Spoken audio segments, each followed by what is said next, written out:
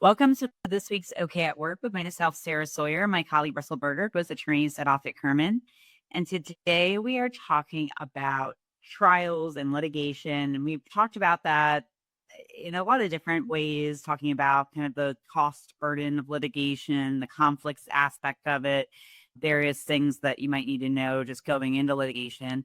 But one thing that is definitely comes into play when deciding where you're going to litigate, how you're going to litigate, what that strategy looks like is the timelines of when you can practically actually get into court.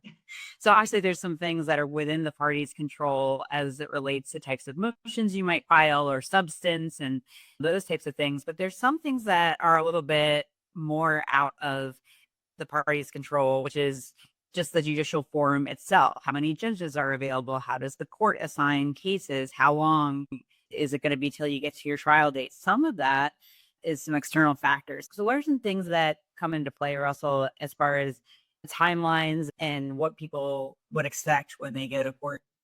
Yeah, well, and I think as you're framing this, it's a really important conversation because we talk about litigation budgets and risk reward with respect to outcomes, but that has to be measured on a time horizon. You don't do this analysis and get a result 15 days later. It takes a much longer period of time to get there. To use Maryland as an example, we have a trial court, the circuit court that is jury trial and has full-blown discovery. And we have a non-jury trial court called the district court that has a much more limited discovery process and no juries. And it also has a $30,000 jurisdictional limit. That process goes much faster. And by much faster, maybe from the time you file to the time you get a trial, maybe 4 months, 5 months, 6 months. Maybe it gets kicked out a little bit, but it's comfortably under a year in that forum. Whereas circuit court, jury trial process, that's going to be over a year. You might be put on a scheduling order that seems less than that, but it's going to take at least a year.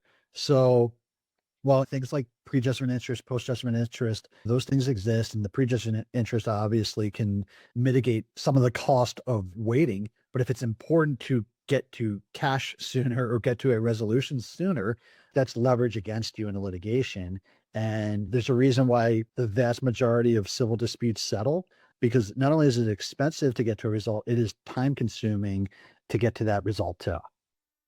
Yeah, and it's something that also you want to make sure you're keeping an eye on how just other factors might be impacting those schedules as well. Which state you're in will make a difference. Even what county you're in within a state can make a difference just based on the resources available. Or we obviously saw things slow down during COVID when people couldn't be in person or there were more people were out and different judicial resources were stretched. I think we're going to see also some impact of AI and pro se litigants and things like that. So sometimes volumes impacting that as well. There might be a lot of cases coming into a certain jurisdiction. So having someone who has a good pulse on that particular court, also that venue and what county you're in, to use Maryland again as an example. So we have some counties in Maryland that are more rural and their speed of in their case is a lot different than maybe a major metropolitan area as far as the types of cases they're handling and how long things are going to take and how likely things are to get pushed and those kinds of things. Definitely good to have folks who are familiar with that local jurisdiction often with that too. Yeah. Well, and a couple other considerations are if you're near that $30,000 threshold, and again, it's going to differ in different states and different forums, but if you can get it into kind of that more streamlined process, there might be advantage to that. Even if it doesn't get you top dollar, it might be worth it to trade the max dollars on the potential recovery for speed. So that's a consideration that's worthwhile. And also, depending on the context, you might be able to use your form agreements to include arbitration provisions that might get you to resolution much faster.